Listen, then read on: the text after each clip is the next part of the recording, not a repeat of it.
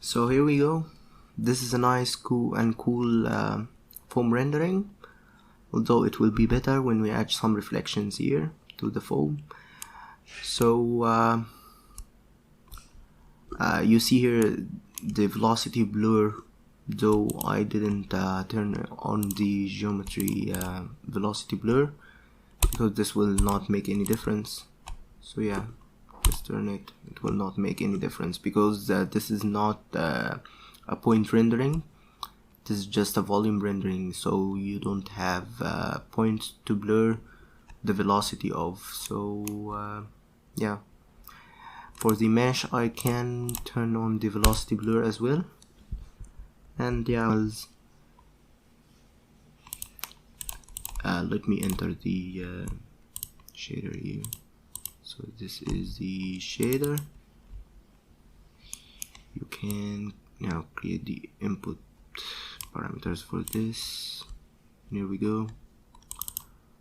To create the normal, we have to connect this to the normals here, but since this is a volume, we don't have these normals, so this PBR reflect doesn't create its reflection. So what we will do is to use our gradient, or calculate the gradient of the density, then use it as normal. To do this, we need to know what is a gradient first. So now I will just create a VDB analysis. So what is a gradient? We're just going to compute the gradient of our density. What is a gradient? The gradient is just the direction of the steepest ascent. Okay, so it's just a vector looking from the less values to the larger values. So here our density inside this area is the larger density, and outside it's 0. So our gradient now will look from outside to inside, which is not the direction of normals that we need. Always normals direct outside. So we will just add a VDB combine, and in this VDB combine I will just where's negate, invert A, and this will just negate our density. So we are now getting the direction that we want. Okay, so here we compute gradient. Okay. Now we have this gradient.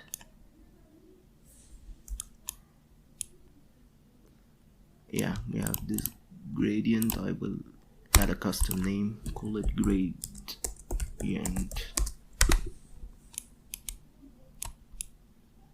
Yeah, now I'm going to merge this with our density and just create a null here. This is out for rendering. Okay, now I should now be able to import the gradient here at my volume here. We can use bind node, or we can use a parameter node for binding volumes. It's called gradient, and it's a 3 floats vector. I will normalize it. So normalization means decreasing or just fitting the values of it from 0 to 1. So here it normalize means just making the length of the vector only 1, okay, for each for all of the vectors.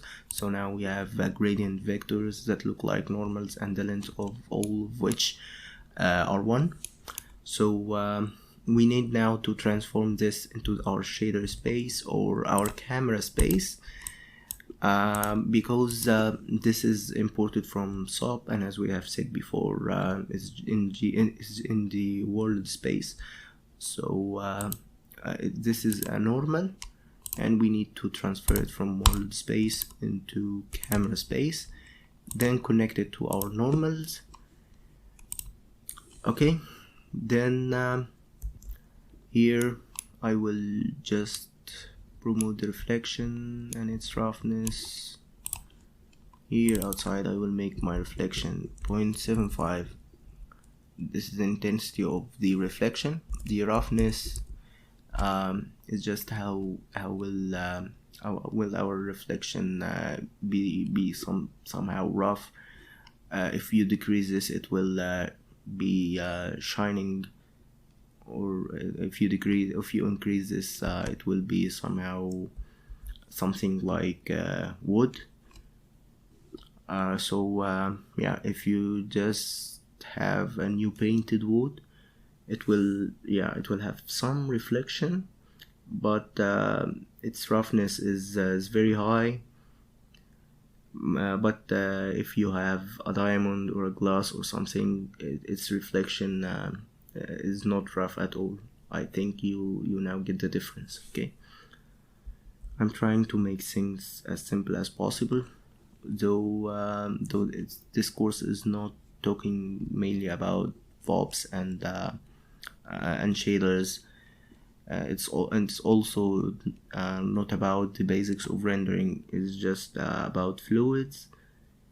But I'm trying to make the definitions of rendering and shading, volumes. I'm trying to make them as simple as possible. However, anyway, I will take a snap of this and render with the reflection and see if it works fine. So stop this video. Okay, now so we have the same mistake. I don't know why it's ticked like this. It seems that Houdini becomes upset when I just promote my parameters. Okay, so I will not promote these two parameters. I will change them from the inside. This may make our reflection work without any problem. So let me see. Yeah, as you can see, when I don't really know why it's really stupid like this. Let me delete these two parameters now. Gain.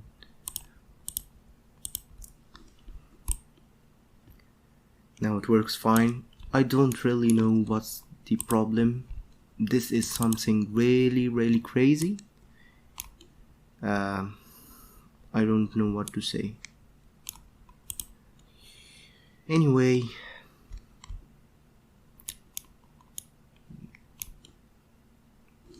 so you see now, when I promote these parameters, they become really stupid like this. Okay.